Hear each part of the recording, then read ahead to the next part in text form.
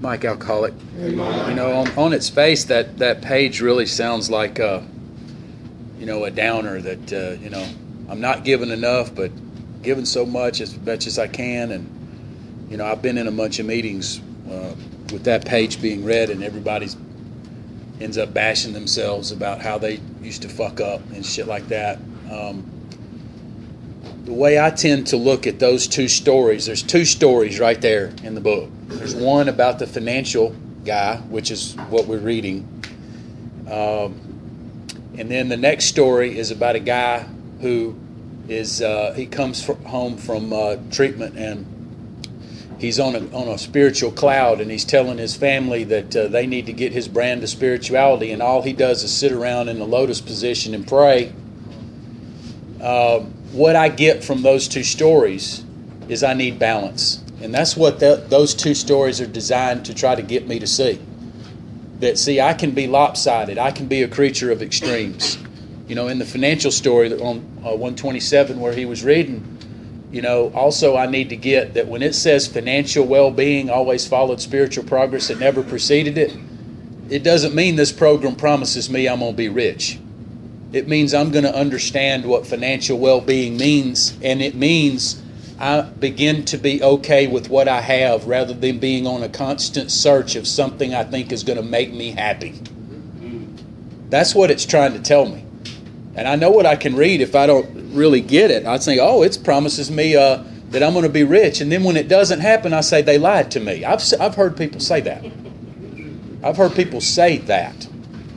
So the financial story about the guy who comes home and he doesn't do anything but work, and he's not even going home to see his family, that's what that story's about. It's saying, hey buddy, you need some balance. Because if you just do all work and you don't do any meetings or try to do anything to improve yourself, you're going to lose it all anyway. And then the next story is about the guy who comes home and all he's doing is praying, and he ain't even going to work. And he's saying, hey buddy, you need a little balance. You can sit at home and pray, but God ain't going to put no bacon on the table, God's going to do his part, but he's not going to do my part. He's going to do for me what I can't do for myself, but he's not going to do for me what I can. If I'm starving and my family's starving, we say, well, let's just go lock ourselves in a closet and pray. God ain't going to shove an Oscar Mayer through the keyhole. I need to go get a job. I need to go do something. I think these stories are designed to give me an analogy of a lesson I need to learn as an alcoholic, because even in How It Works, it talks about we're an extreme example of self-will run riot.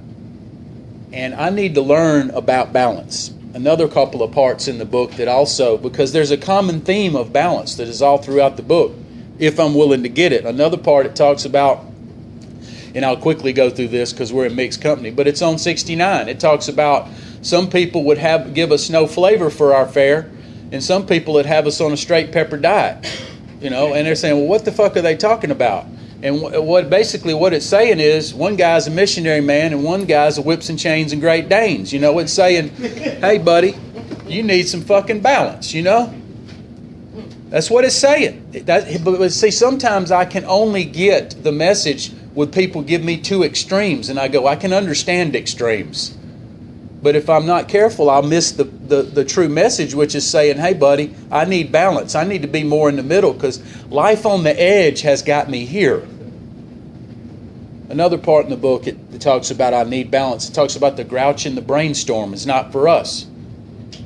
And that's why I need a dictionary in here, because when I got here and I heard the word brainstorm, I thought a brainstorm was a good idea. That's what I've always been told. But when I go get a dictionary, especially a 1936 dictionary when they wrote the book, a brainstorm was considered a fit of anger. That means I'm riding in the car, she ain't texted me back in the 10 minutes she has allotted that she don't know that, and I get pissed off and I bust the fucking windshield out from the inside. There you go, that's me. That's a brainstorm, people. Okay, so it says the grouch and the brainstorm is not for me. What's a grouch? I don't get angry at all. I turn it all inward and like a pressure cooker, right? Some people are like that, and that can be just as dangerous. It might not get you arrested as much, but it'll fucking cause me some inner turmoil. So what is he saying? The grouch and brainstorm is not for me. It's saying I need some balance. I need to learn how to deal with my emotions and not just turn them inward, but I don't need to break the windshield when she don't text back in 9.5 minutes. So these lessons, sometimes if I'm not careful, I'll miss them. I'll miss the entire message of what the book is trying to say. I'll just read right past it and miss that 4 different examples that I've already given. He said, hey buddy, you're a creature of extremes. Let's try some balance. And to get that balance, I need God's help. I need God's help to not break the windshield, so to speak, because I need to pray for a pause between impulse and action. I need God's help that when I'm wanting to turn everything inward, I need to find somebody that's an accountability partner in my life that I can talk to, that I can trust, that I can tell some of these things I'm feeling. It may not be a sponsor. It may be your priest. I'm not even going to touch who I need to talk to about the whips and chains and Great Danes. That's for another day or another topic. But the thing about the financial story and the praying, look, I've got to realize that I've got to have my financial part because I want to be self-supporting. But praying alone ain't going to do it. And I need balance. That story is designed to see that people in my life are going to appreciate balance, not extremes. So I just wanted to throw that out. That, this meeting doesn't have to be about how I used to fuck up on my financial shit and got fired from 10 jobs, which is what this page ends up getting in a meeting, by the way. I've been to 1,000 meetings. To me, I hear balance. I hear what I need is balance. I hear what I need to talk about is how I'm achieving balance in my life and how it's creating benefits in my life. That's what I hear when I hear those 2 stories. I just wanted to throw that out. I've had a spiritual awakening as the result of these steps, and I'll pass.